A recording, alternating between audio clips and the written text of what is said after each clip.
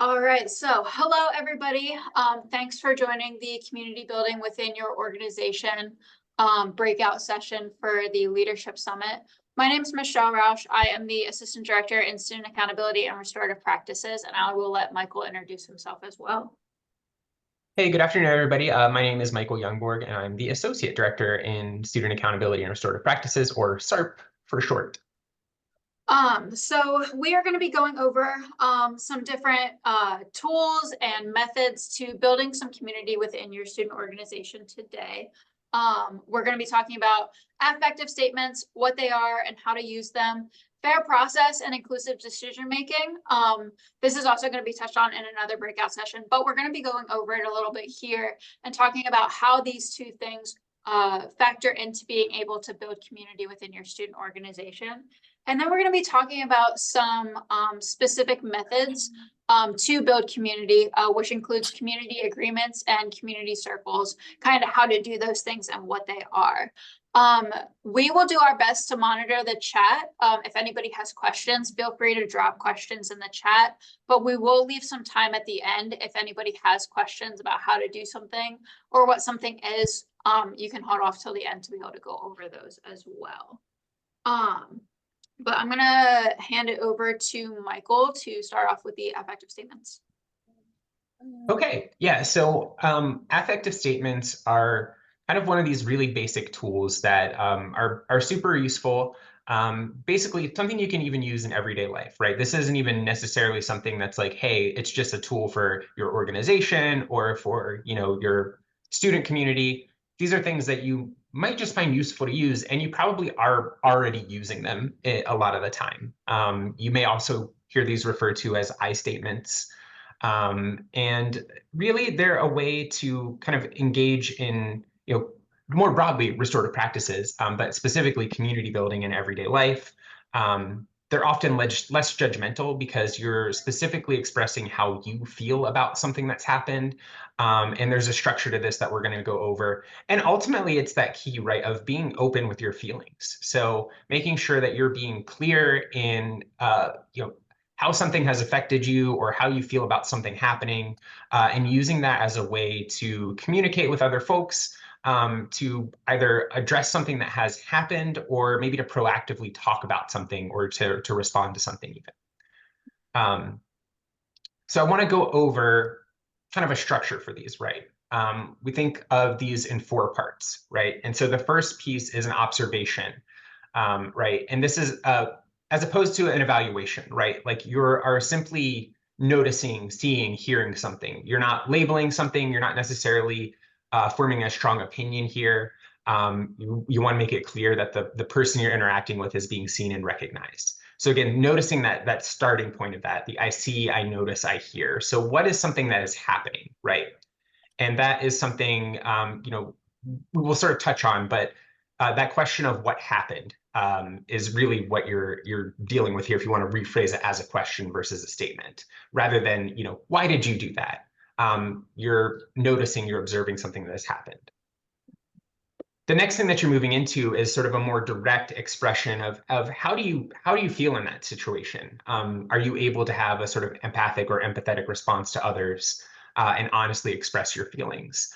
And so moving from what you see to how are you feeling about that? So are you worried? Are you frustrated? Are you disappointed? Those are things that we might think of as more negative, but you can also feel curious. You can feel excited. You can feel intrigued, right? There can be positive or negative things here. But again, you're not necessarily passing judgment. You're just expressing in this moment, how do you feel about a particular thing that is going on? The next thing here is sort of actually advancing the statement, right? Like we've got this observation, we have how you feel, and that's great, right? Like even as a baseline, that's a wonderful thing to be able to express and get out there and to start the conversation. But really, the next thing is expressing your needs. And so really putting out there what you need in this situation. So I value cooperation. I need your help. I value fairness. And so again, this question here of like, what values determine your needs? And so thinking through some of these things, and we'll sort of build an example as we get through this. But the final step here is your plan or your request, stating what you want and not stating what you don't want, right? And so it's really moving us in a direction to actually address something and express how you can take all of those pieces you put together in the first three parts and turn it into something that's actionable, right? So, I may be working with someone here, like Michelle and I work pretty closely every day. So you might see something like, I see that, maybe we're working on a big project. And it's like, I see that it looks like you're really busy. You have a lot of things going on. I'm concerned that you might be overwhelmed by what's happening. And I'm making a request now. This is not sort of my need, but it's like, I would value you communicating openly with me to tell me what's going on. And if possible, I would like to take some of that off your plate, right? That's something that honestly we've both done for each other quite a bit, because we've got a lot going on and we've helped each other out that way, right? And so that's a way that you can sort of build on that, right? Like you can also like use it as a way to talk about something, positive that's happening too. It's like I can see that you've been, putting a lot of work into this project. I feel appreciative of all the things that you're doing. And in the future, if you just continue doing what you're doing, that's great. And so you can use it sort of in that sense as well. So there are all of these ways that you can sort of build out these statements. And so one of the things you may be thinking of, other than the scenarios, is like, okay, like how do I actually express how I'm feeling, right? And this is one of the tools that we can sort of tools or reference sheets that we can use. And so if you look at this feelings wheel, we call it, it's kind of got these three levels, right? The kind of internal primary emotions, maybe the initial thing that you feel, the initial response that you have to something, and then building out from that, right? Like these secondary and then tertiary emotions, right? So if you can identify in a moment that you feel happy about something, what is it about that that makes you feel happy? What's more specific there? Maybe you're proud, right? Maybe you're proud of something that you've done or something that your friend has done. And so you're feeling confident, right? You can sort of build out. And this is a kind of just a useful tool, maybe in the process of actually, going through one of your organizational meetings, right? And starting it off with some questions about how people are feeling about certain things. Maybe you just had some big project, some big event. You can sort of debrief and be like, how did you feel about that? It's just such a simple question. How did you feel about that? And using this structure, these I statements, to sort of build out a response to what happened and also start to address some of the needs for how you can move forward. And whether that's to address a problem or whether that's to say, hey, we're doing a great job, keep doing what you're doing. This is all a way for you to start to do that at a very basic level, and something that you don't have to necessarily do in a formal setting, but that you could just use as a way to communicate with your friends, with your organizational members, with your roommates, with everyone. So we really think of this as sort of a baseline or sort of simple tool to use to that effect. And this is, again, kind of an entry point, right? This is also, how are you answering some questions? You're answering, how do you feel? You're answering questions about what happened and what you were thinking. But sort of thinking about how you can use that in your day-to-day. I will ask now if anyone has any thoughts. You can either unmute and share, or if you want to type it into the chat. Can you think of any examples of how you might use affective statements, either in your day-to-day life or in your organization? Any examples?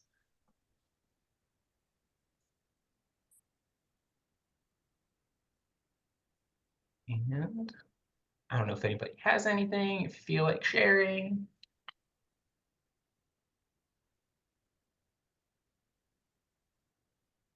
Okay, well, like I said, the one sort of, I think, kind of broad example that I gave there, about, just debriefing about an event that's happened. You can use this as an entry point to just sort of identify, rather than, again, asking the question of like, hey, why did it happen this way? How did you feel about it? Is maybe another easier entry point into discussing it and really getting to the heart of the matter. Maybe when discussing, oh, there we go. Leadership expectations. Yeah, this is a great way, again, as a tool to help you set expectations.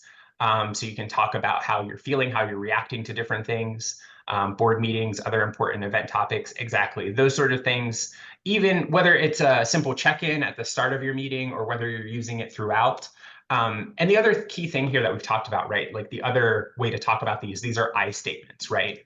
And so you're really focusing in on yourself here. You're not outwardly placing blame or placing that onto someone else. You're not passing a judgment.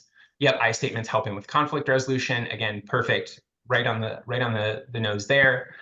So these are all great things, all ways that you can use these. Yeah, trying to get feedback or engaging with members in organizations, absolutely.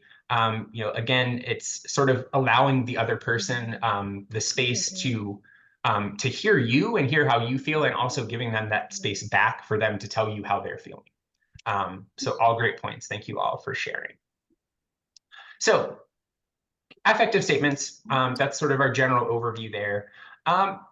What about when you need to actually make decisions and move things forward, right? Like the affective statements give you a structure to sort of present your observations, your feelings, and your needs and a plan of action. But what happens when you actually get into talking about that? And that's where we move into this process of fair process, or what we call inclusive decision making. And just a few key points here on the screen. It is something that asks us to consider who all of the stakeholders are. So, right, is it everybody in your organization? Is it something that's just the purview of the executive board? Is it your organization plus campus partners? Who all needs to be involved, right? And this key thing here that is like highlighted, asterisk, everything, the key process here is involving those stakeholders in co-creating the decision-making process and clarifying what their roles are. But here's an important thing. It is not abdicating decision-making authority, and it is not necessarily popular vote or democracy, right? There may be certain things that need to happen. There may be certain guidelines that you need to follow or bylaws that you have that are, for lack of a better word, set in stone, right? You may be working within a certain framework. You may have determined your community standards, your community expectations, and maybe not everyone directly agrees with those, but part of fair process or inclusive decision-making is allowing folks into that conversation so that they can understand how those decisions have come to be, right? And so you're not necessarily going to be making those decisions in complete isolation. You may still need to make tough decisions, and they may still need to happen a certain way, even if not everyone is on board with that. But inclusive decision-making asks you to be transparent in that process, to be open, and to ask for feedback, and to really let everyone who is a stakeholder into that part of making things happen, right? And so maybe there are certain things that you would think like, hey, we can just do this as an executive board and we can bring it back to everyone. And sometimes that might be the most appropriate way to do it, right? You may need to move quickly on something may need to be reacted to in the moment, and you may just need to make a snap decision. But something that you can do is make folks aware of what's going on. You can allow them into your thought process, let them know the implications of what's happening, get feedback from them, and not just sort of give them a decision from on high.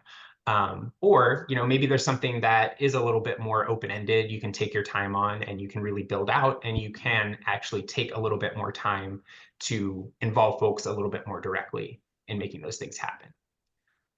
So 3 components I'll go over relatively quickly just to make sure that we're staying close to time: engagement, explanation, and expectation clarity. So again, I kind of talked through these things already without naming them, but involving individuals in decisions that affect them by listening to their views, genuinely taking their opinions into account.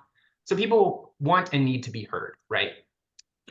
Explanation, describe your reasoning, right? Be able to explain your decision. How did you come to that ultimate end goal or end result? Discuss who's been involved, who's going to be affected, and hear that feedback back from folks. And then ultimately expectation clarity. So ensuring that everyone understands the decision and what is expected of them in the future. So it's ultimately moving through all of these stages at each point, being transparent, asking people for their involvement, making sure that you're being clear in your expectations and also in your explanations, right?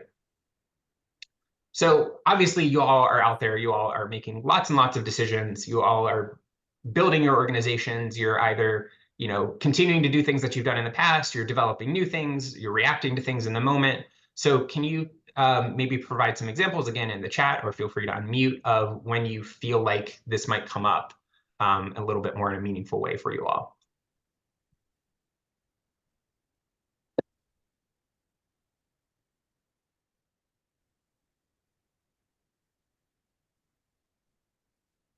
And if y'all are more comfortable typing, I'll definitely give you a couple minutes before I pass it over to Michelle, just like a minute or two to keep us on time. Yeah, okay, so you're having audio issues. That's totally fine. Similar question to the first one. Can you think of any times where fair process / inclusive decision making might come up, might be a time that you would use it directly in your organization?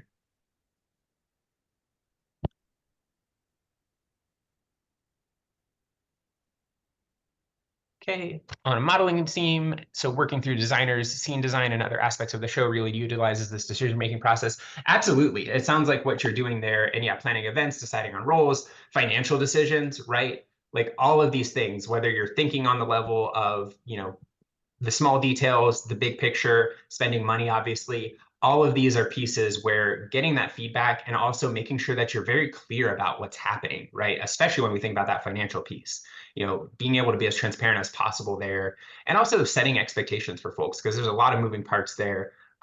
Good. I think those are some great examples. That's what I have for you for those two tools for now. Oh, I want to make sure we get this one. So pre-professional organization, we emphasize bringing DEI to the forefront of our plans and career initiatives. So we have to make sure we consider diverse perspectives. Absolutely.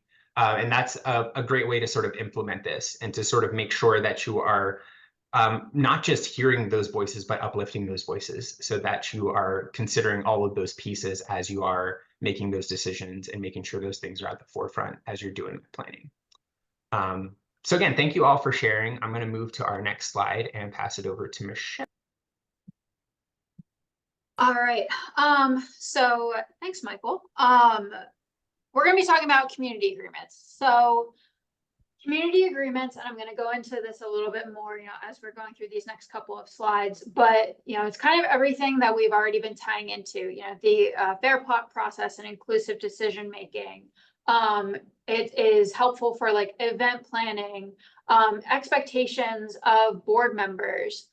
So all of these things are kind of tying into, everything that Michael was just talking about also applies for community agreements. So, think back to your first meeting of the fall semester, or think ahead to your first meeting for the spring semester. You don't have to share these in the chat. I just kind of want you all to be reflecting, on your own. But like, what are some of the first things that you're discussing or doing with your student organization?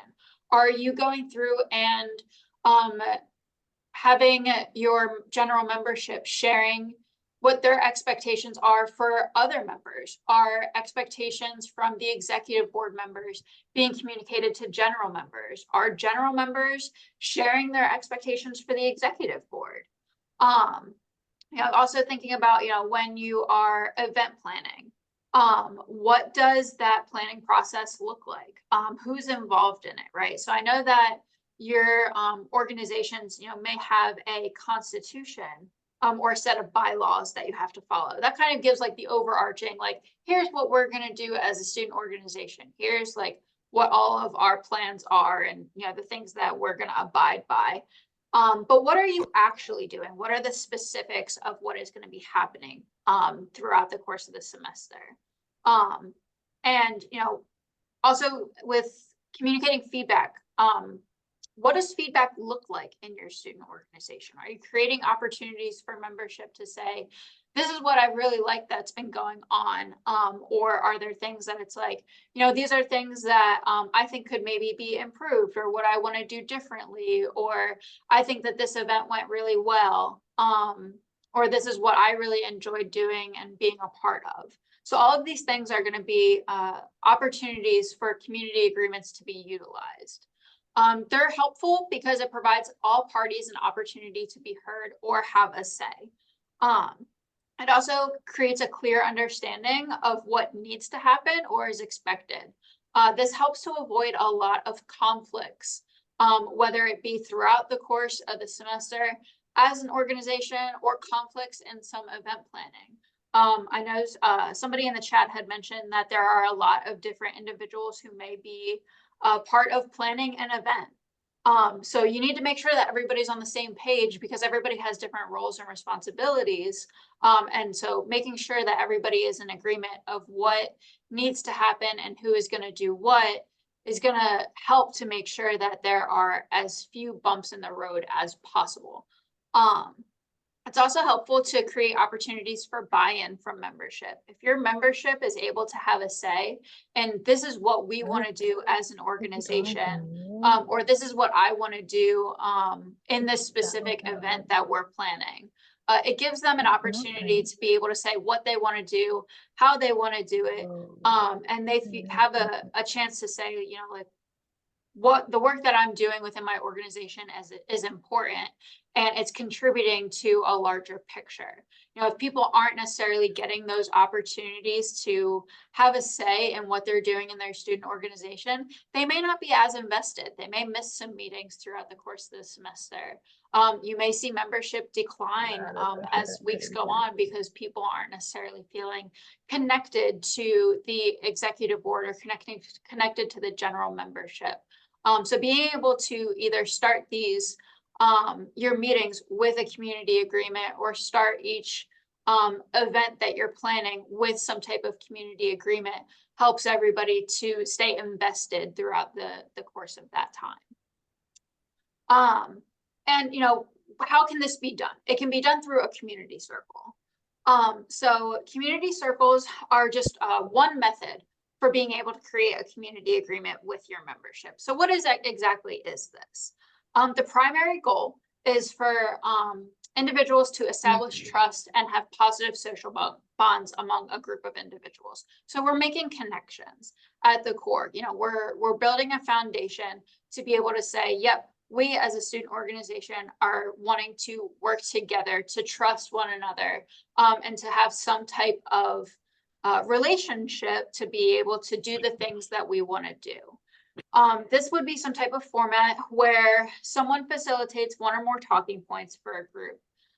So this could be, it could be your president, it could be, and really anybody on your executive board. It could be an outside facilitator if you want to make sure that your executive board has the opportunity to also respond to the questions and not necessarily feel that there's any power dynamics by somebody on the executive board being a facilitator.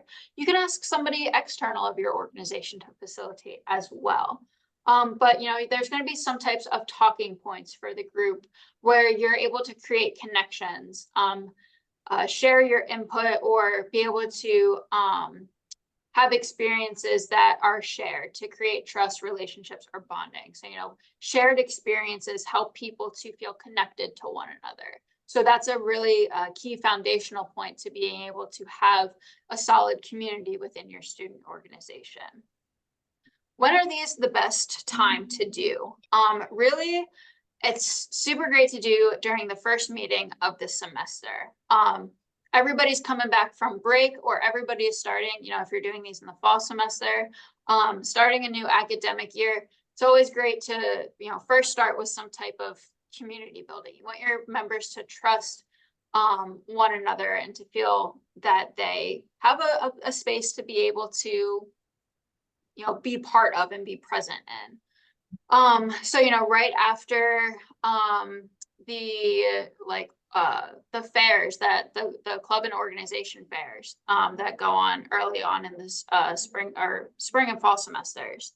At the start and or at the end of your meetings throughout the semester, it's always, you know, a good idea, even if it's not the first meeting, but throughout the course of the semester, always start with some type of community building. This can be as simple as a check-in of like, how has your day been going? Or what is one thing that you've been really excited about this week, or that you're looking forward to? It helps everybody to be able to check in with one another and feel connected. It doesn't have to be something super elaborate or, you know, really deep or personal. It can be a simple icebreaker question of like, what would you rather do, this or that? Like, it can be anything, just to get people talking and to be able to share their perspectives. It's also good for when new members join the organization. So, you know, whenever somebody new comes into a space, it can be a little intimidating for that person. It also creates a new community because somebody new or multiple people who are new are joining a space. And so that community has changed in some way. And it's important to make sure that everybody feels part of that space and that organization. So let's talk a little bit more about how to actually do these things. I mentioned this before, but you want to identify a facilitator for the circle before the circle actually happens. So decide what questions and or talking points you want to ask. So an example could be, what is one expectation you have for the executive board this semester? That'd be really good to go over at your first meeting. The other thing would be to identify a talking piece. So a talking piece is a tool that is used in restorative practices to be able to signify that somebody in that circle is the only person who should be talking at that one time. Michael, can you stop sharing your screen for a second so I can kind of show some examples of what a talking piece may be? So something like this little like foam stress little figure can be a talking piece. It doesn't have to be anything large or intricate, but it should be something that is significant to your organization. And it should be able to be passed around. So it shouldn't be something that somebody's wearing. It shouldn't be, you know, anything that may be valuable that somebody may not want somebody else to be holding, but something that you're able to share where that person is holding it, that signifies, I have the floor, this space is mine, I'm the only one who is talking. That gives everybody else in the circle the permission and understanding that they are listening to what that person is saying without interrupting them or sharing their own thoughts, because ultimately everybody is going to be able to have the talking piece. Michael, you can go back to sharing your screen now. I just wanted to be able to identify that. So once a talking piece is identified, you know, now the meeting is happening, everybody's sitting in a circle. The facilitator is going to ask one question or state a talking point. You go one at a time and pass the talking piece around for each member to have the opportunity to respond. Now, it's really important to note that community circles are voluntary. You do not have to participate in a community circle if you don't want to. Some people may need a little bit more time to think about their response. Some people might not feel comfortable answering a certain question, and that's okay. That trust component is going to be really important.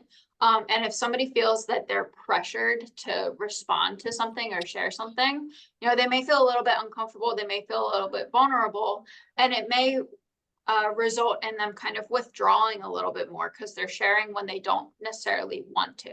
So it's really important to recognize that that is a voluntary process. The talking piece can go around the circle multiple times for the same question if participants have something more that they want to share. It's not always going to be that somebody gets their thoughts out all at the same time. You know, as the talking piece is going around, an expectation may be stated after somebody has gotten the talking piece and participants are like, oh, you know what, I actually wanted to say something else about that, or that brings up something, you know, in my memory that I want to share.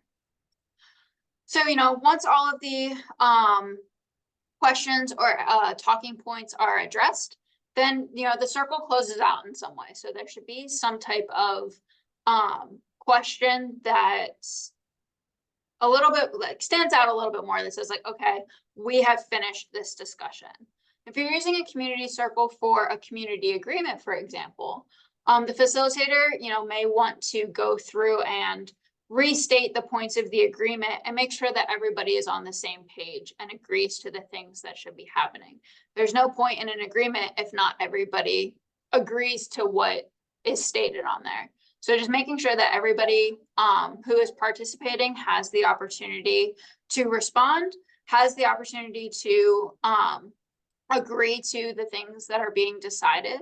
And again, you know, using those I statements are going to be really important in community circles to make sure that everybody is able to share their thoughts and their perspective in a safe and comfortable way.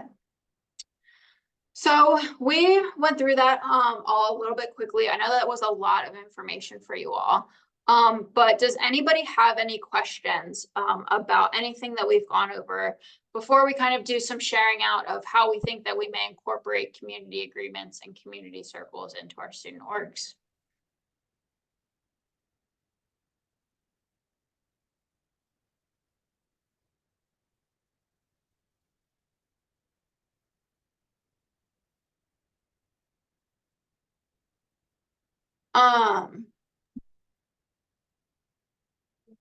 Everything was pretty clear. All right, awesome. So let's do a little bit of kind of share out and brainstorming maybe. So Michael, if you want to stop sharing so we can maybe do a little bit more like conversational, that'd be cool. So how do you think that you may bring some of this stuff back to your student organizations? How do you plan to utilize community agreements or community building circles?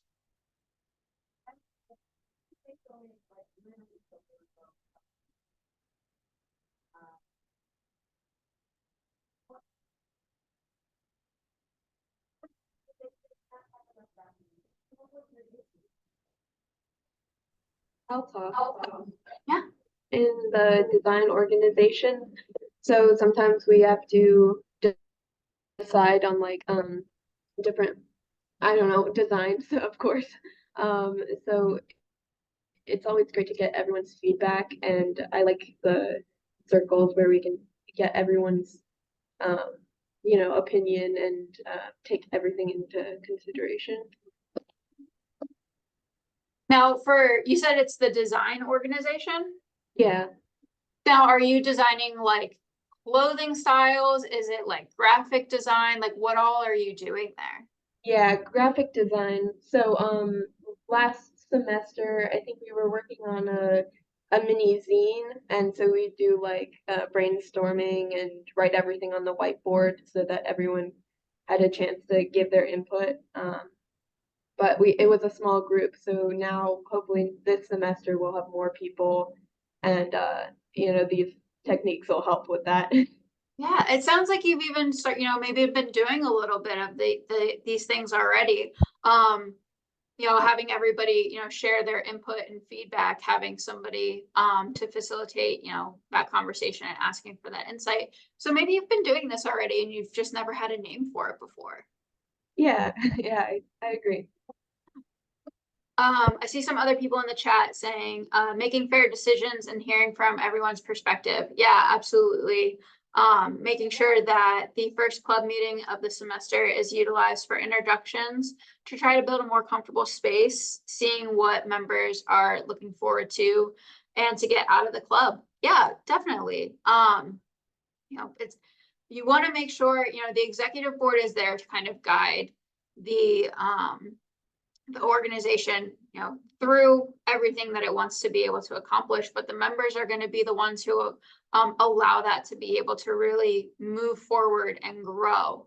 Because if people are invested in your student organization, they're going to go and tell their friends and being like, hey, I'm doing this really cool thing in my org, you should come check this out. Or maybe somebody's a little bit on the fence of like, is this right for me? And, if they're able to share, like, well, this is really what I'm looking for, that may create the opportunity for them to either want to join or want to stick around.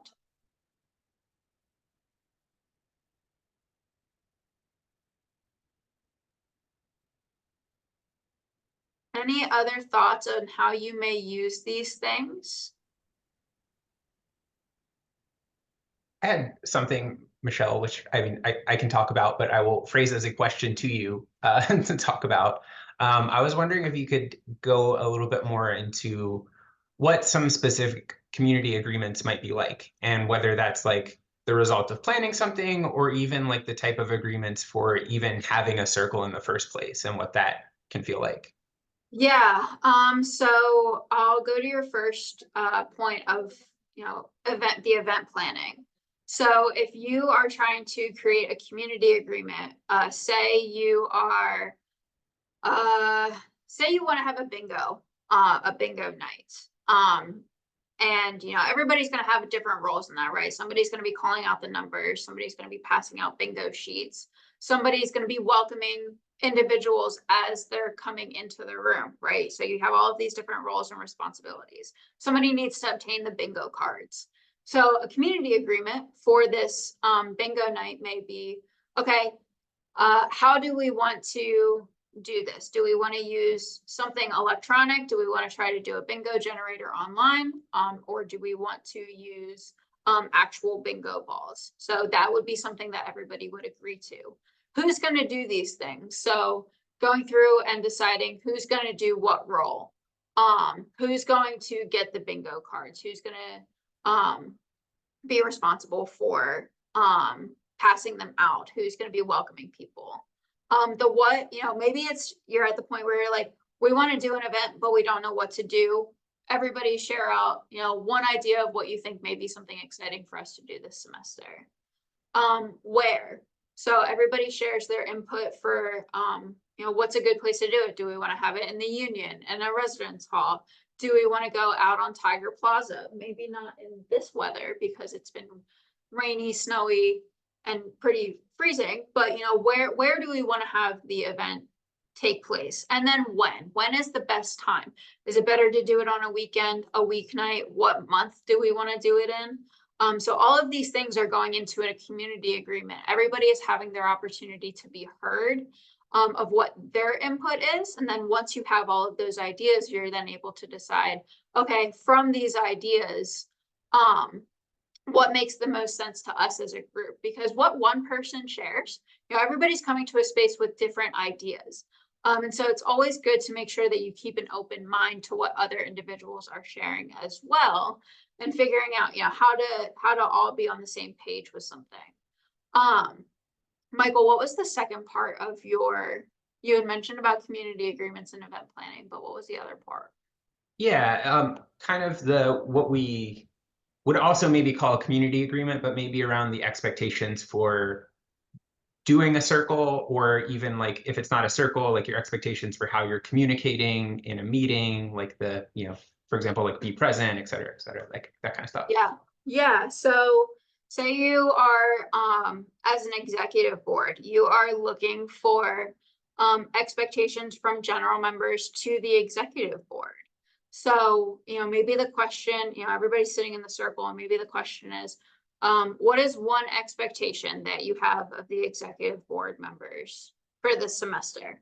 And then whoever's facilitating the circle, maybe writing them down on a whiteboard or a big poster. During this time, the executive board should not be countering anything that is being brought up by the members, or necessarily saying like, no, we're not going to do that. It's important to keep an open mind within reason, right? You're not giving up all power to your general membership, but you want to make sure that they're heard. So at least, be writing some things down. So once everybody goes around and shares their expectations of the executive board, now you have this list of things that people want from their executive board. Then you go through one by one. So maybe the first example would be that the executive board sends out meeting notes at the end of every meeting to membership by email. So then everybody goes around in the circle and says, yep, I think that that's fair. Maybe somebody's like, I don't know if it makes sense to send it right after the meeting, or maybe it's not feasible. So then it's like, okay, well, what is a reasonable amount of time for that to get sent out? Is it, first of all, fair to ask for the meeting notes to be sent out to the membership? And if that is fair, then the conversation turns into, what is a reasonable amount of time to get that information communicated?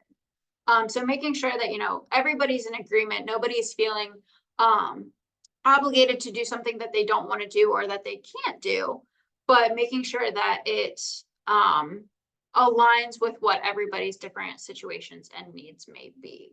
So, it can take a little bit of time. It can take maybe, 20, 30 minutes to go through and create an agreement. But at the end of the day, once those expectations are clear and in writing, it becomes a lot easier to be able to go back to if a point of an agreement isn't being met, then you can say, okay, we talked about this at our first meeting, that this would be something that we would do. And this kind of hasn't been happening recently. So let's talk about that. Let's talk about what's been happening here. Let's talk about, maybe what support can be given to make sure that whatever it is that is not happening from the agreement, that can continue to happen moving forward. Michael, I'm not sure if that kind of answers what you were looking for. Solid. Great. Does anyone else, does anybody have any questions or thoughts before we kind of wrap up? What do you suggest for encouraging general body members to pitch meeting ideas or workshops? Sometimes I feel like they're hesitant to make suggestions. Yeah, that is pretty common. I've seen that a lot of times, even in our meetings. Sometimes it can take a little bit to get the conversation flowing. It's not a bad idea to kind of model the response that you're looking for. So if you're the facilitator and you're saying, hey, you know, what are some workshops that you want to do this semester? You could say, as the facilitator, one example could be this. It's also okay to be giving individuals kind of a few minutes to kind of sit and brainstorm, especially if they're not prepared for the conversation. So being comfortable with a little bit of silence is going to be one of your best methods. I know it can feel like you're not necessarily getting the ideas flowing, but making sure that they understand that you really do want to hear what they want to do. And also just recognizing that some people maybe just aren't sure or need a little bit more guidance. And that's where you're like still continuing to work together with them so that the idea is ultimately their own, but that they are getting a little bit of help. You know, there's a couple of different ways that you can go about doing that. You could say to them, pair up with the person sitting next to you and think of a couple ideas, and then we're going to come back to the circle and share out. And again, it's also just okay if, you know, they're hesitant. You need to go around a couple of times before they get that answer.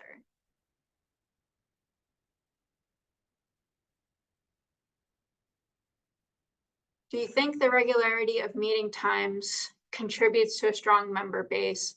Or do you think a variety of times would allow more people to get involved around their own schedules? I think that's something that like you could bring back to your membership.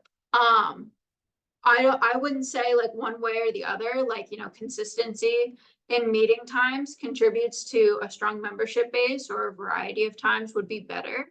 But maybe ask your members at the first meeting, you know, say like, hey, for the rest of the semester, does this meeting time, date and time work for everybody? Or would you want a couple of different times throughout the course of the semester? That can be something that goes into your community agreement as well. Creating a list of days and times for the meetings that everybody feels comfortable with doing.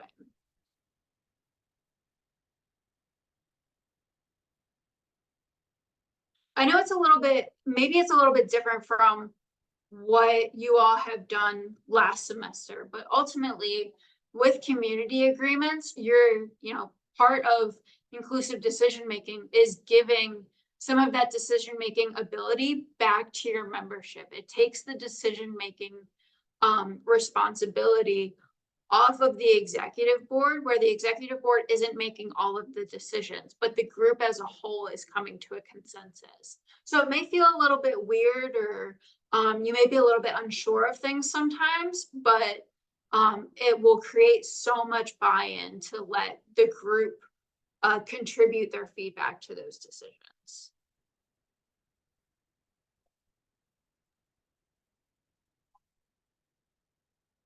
Lauren, I see you had a hand raised. Did you want to say something? Yeah, I figured I'd just say it. I'll turn on my camera too.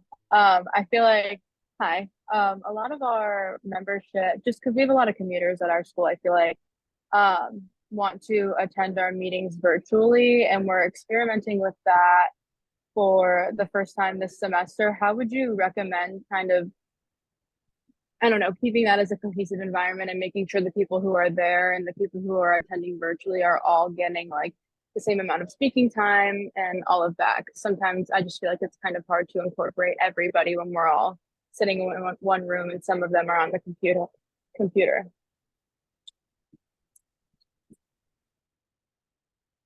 Michael, did you want to take it, or you want me to take it? Oh, sure. I didn't know if you were going to jump in. Yeah, I think you're absolutely right. That can be a major challenge, but also this idea of, you know, ensuring that you're being inclusive of all those who want to participate. And I think some of that comes down to really being intentional about how you are soliciting feedback within those meetings, right? And it may be a little bit awkward. You may need to, specifically call out people and ask for that feedback. As we did today, if you want to, solicit written feedback or written participation in the chat, you can offer different ways to do that. I think also a lot of this may come down to, again, setting those expectations in the first place of like, okay, this is the way that these meetings are going to run. And maybe as you're scheduling things, you're like, these number of meetings are going to have a virtual component, but we're going to have one where we would really like folks to be in person. If you're developing agendas and things that you can send out in advance so that you can be like, hey, these are the questions that we're going to discuss, knowing that we're going to be virtual, can you please be prepared to come into this meeting? And so again, not just sending those things out, but making that part of your sort of initial like start of the semester thing, right? To say like, hey, this is how we plan to run things. Does this sound like it's going to be functional for you? And even asking initially, what would you need to feel like a successful participant if you're going to be virtual, just so that you can engage with them in that conversation in the first place. And then also just keeping those basic kind of example solutions in mind that I discussed. Those things may work, they may not. You may have to come up with something that's a little bit more creative. But even trying to like do a sort of hybrid circle that's like virtual and in person, you can be like, hey, like we have this sort of virtual talking piece and I'm just going to be the facilitator. And that talking piece is going to be me saying, I'm going to move to the next person. And now we're moving to the next. And so you can actually just be like intentionally calling on people and also letting them be comfortable still saying that, they don't have anything to say in the moment, not forcing them to speak up, but making sure that you are creating the space in a very intentional, even if a little bit awkward way. Well, thank you. All right. Thank you everybody for your questions, and your participation in today. I just want to put one more thing out there before we close out. So we do offer training and workshop opportunities, not only around community building, but other elements of restorative practices that we touched on today. Today was really like the crash course of like, here's what this is and how to do it. But we can do a more in-depth hands-on training or workshop for your specific student organization if you are interested. So be on the lookout for those opportunities being offered for student organizations. If you're interested in something individualized for your student organization, you can email our office at sarp@towson.edu and we'd be happy to connect with you to figure out, what is it you're looking for and how can we provide that to do that with you all.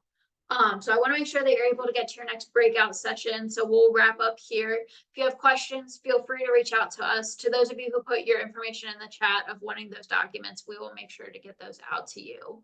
But I hope you enjoy the rest of your afternoon with the summit. Thank you all again.